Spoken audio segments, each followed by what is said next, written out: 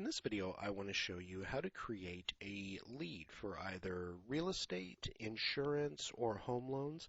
What I'm going to concentrate on real quick here is insurance in this particular video. So they're very similar, and we'll go over the others in other videos, but for right now, we want to go ahead and do insurance. So you can view insurance leads by clicking on View Insurance Leads, and you'll see right now there are no View Insurance Leads. There are some in the real estate, so if you click on that, you'll be able to see the real estate leads, and they will show them, by the way, the lead sections will show them from the most current one first.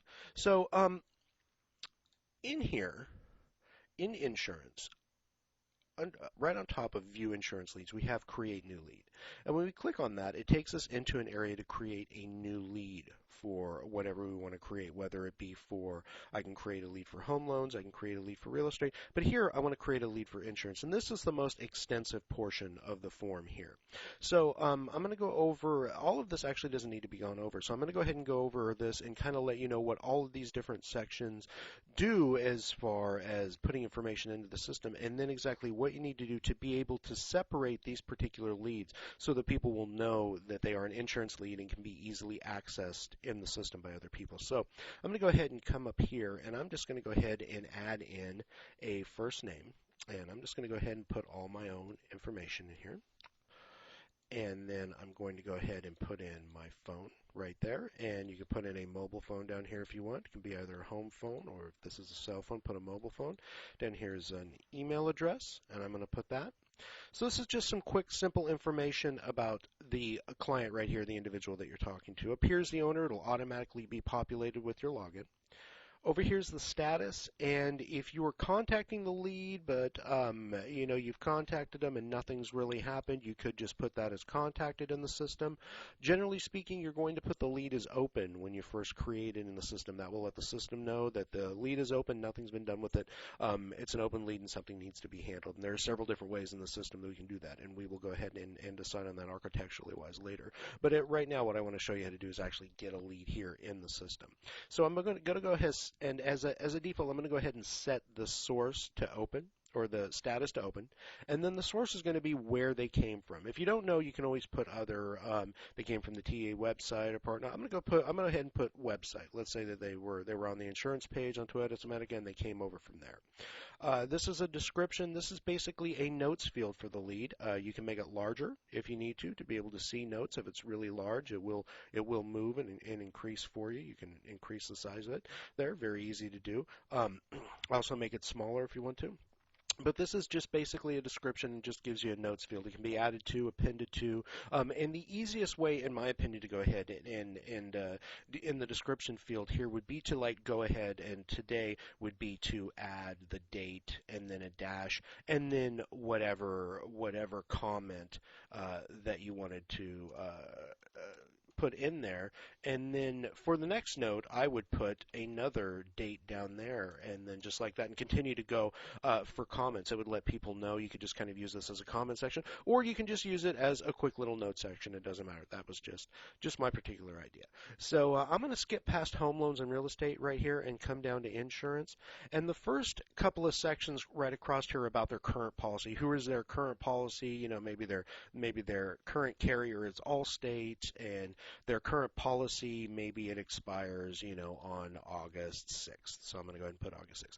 Then here's where we would get into the first driver's name, and then their particular date of birth, and then license number, and then listing in their traffic violations, and then right over here under their date of birth and marital status, you'll see there's an area for the year, make, and model of their vehicle. I would put that in, like 2012, Ford Contour, four-door. That's how I would put that in, because that's really what they're asking right there. These are one of these fields that I want to go over here with you carefully, because these are what the insurance people are going to want to know right here. We could create a huge field that has a bunch of different selections and stuff, but they're not always going to give the information that individual needs. You can never completely predict what that information is. So it's best to put it just in a text area where you can put in and give a good description of what that vehicle is. This information isn't going to go from the system into another insurance system automatically. It's going to be entered in by a person, and so excuse me, you can't predict what format all these other disparaging insurance systems would want that information in. So the best way to do that is to go ahead and place it in here and place the information in nice and concisely. You want to put the year of the vehicle. What's the make after that? That's a Ford. What's the model? It's a Contour, and it's a four-door. Those are relevant things. If it was a truck, maybe you would put extended cab, whatever, but you're going to want to put as much concise and quick information about what the year, make, and model and any other specifications about that vehicle that you may want to put in. Maybe it's got an extra souped-up engine. Maybe it's got some, a coating on the vehicle that needs to be insured. Whatever. You would go ahead and you could use this area right here to go ahead and put that information in there about that vehicle. Also down here is an area for the VIN number, and then right below that, the vehicle use. Is it just used for pleasure? Is it for work? And if it's used for work, do they drive more than 30 miles a day to work or less than 30 miles a day to work? That ends right there, right here with this driver one primary vehicle use in this blank space here. That ends the information for driver one. And then all of this is duplicated right down here for driver two and also for driver two's vehicle. So if the individual has a second vehicle but they're the same driver, you could just put same driver and then list the second vehicle down in here and also list the VIN number and what that second vehicle was for. Maybe they have a second vehicle that they just use for pleasure, and you could put that in there, and they're the same driver, so you would just put same driver up here and not bother with any of the other information. Then down below that you have some coverage information that's going to need to be filled out. Liability coverage and limits, these are common insurance questions, and these are the common amounts that insurance carriers carry for these. Extra comments or questions that the person might have, whether they want towing coverage, and what the deductible is for both vehicles. So just some other quick, concise information about the coverage that they're looking for. This could mirror the coverage that they already have, or it may be different. Maybe they're looking to have more or less insurance. So this doesn't have anything to do with their current insurance. It has to do with what type of insurance are they looking for, and do they want towing coverage added to that?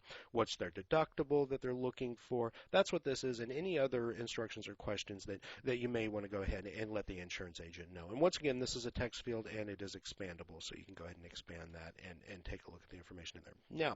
Now that we've got all that information in there, and we're ready to save that, and we're ready to go ahead and put that into the system, now we need to also down here come over to category information. Click on that, and then choose both insurance, and then here, this is auto insurance, so we would want to select that, and then come down here and click on save, and that will go ahead and save that lead into the system, and you'll see the information right here now available to go ahead and take a look at when that lead's entered into the system. And if we come over here to the leads bucket, we'll see now that our lead is right here, and we can click on it and take a look at it, and we can see the status that it's open, and then decide what we want to do from that lead from there. So if we want to convert that lead into something else, we can click convert, but that'll be for a different training video. Just wanted to go over how to actually get this lead into the system, mark it as an open lead so that the system knows that lead's open and something needs to be done with it, so that somebody's going to see that lead when they go into the leads bucket. They're going to see that lead in there, they're going to see it's open, and they're going to do something with it.